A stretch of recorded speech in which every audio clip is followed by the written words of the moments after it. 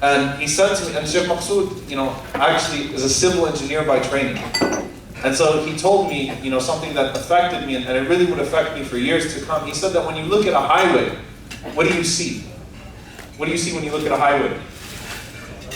You guys here? You guys have highways in Detroit, right? What do you see on a highway? Cars. What is a highway made of? What is a highway made of? Concrete?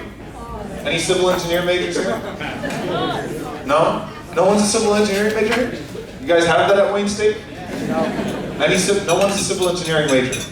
Seriously? Are you all med students? All of you pre-med students? So let's change the topic. Let's talk about not becoming a med student, all right? And get all of your parents angry, because there are other ways to leave a legacy than being a super rich doctor, all right? But anyway, what he told me was, he said that a highway, many people would say that it's made of concrete. But what they don't recognize is that it's actually made of steel. What reinforces the highway and what holds it is steel. What is under the pavement is steel. And he said, as a believer, you should always strive to be steel and not concrete. And subhanAllah, those words were so profound to me in particular, that you should always strive to be steel, not pavement.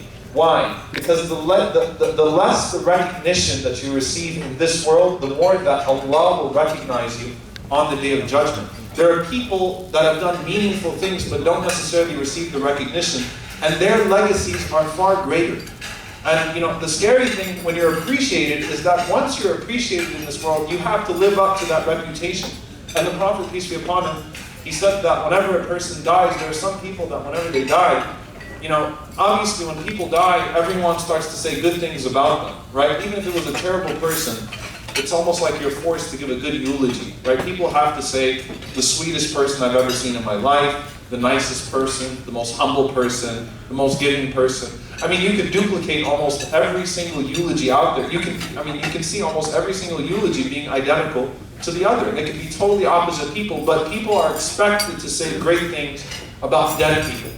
And the Prophet ﷺ, he said that there are people that are being poked in their graves by two angels, and they're saying to that person, "Ahakada kunt? Ahakada kunt? Were you really like that? Were you really what they say about you?"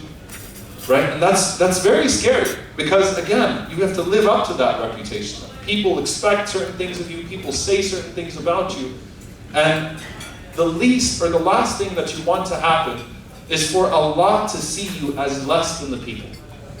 Right? So the first legacy that we should be establishing is a legacy of worship in the sight of Allah.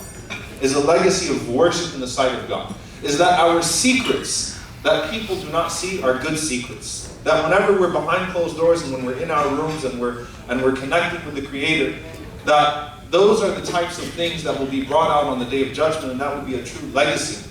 And obviously, when we talk about legacy, though, we talk about benefiting people. And the Prophet, peace be upon him, he said, "Khayrun nas," he said that the best of people, anfa'uhum lin-nas, are those that are most beneficial to people. And the Prophet ﷺ,